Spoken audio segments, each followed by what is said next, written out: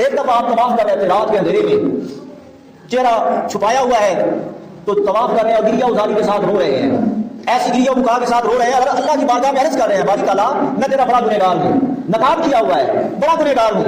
ऐ अल्लाह तेरी मखलूक इतनी नहीं है जितने मेरे गुनाह हैं, तेरी जमीन पर जमीन के मट्टी के इतने जर्रे नहीं है जितने मेरे गुनाह हैं, और तेरी जमीन पर दरख्तों के इतने पत्ते नहीं हैं जितने मेरे गुनाह हैं।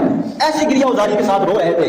काबे के अंदर जो तवाफ लोग कर रहे थे उन्होंने देखा कि ये बड़ा कोई गुनहगार शख्स है, लगता है कि कोई बहुत बड़ा गुनाह करके आया है। उसके करीब आए, उन्होंने कहा कि आगे इससे पूछने हैं कि इसने कौन सा गुनाह किया है, इतनी गिरिया उजारी के साथ रो रहा है। आकर उन्होंने पूछा, उन्होंने कहा कि ऐ जवान, तुम इतना गिरिया उजारी के साथ रो रहे हो और अल्लाह की बारगाह में रो रो के अल्लाह को मना रहे हो, बताओ तो सही तुम हो कौन? आपने पर्दा हटाया तो इमाम ज़ैनुल आबिदीन थे।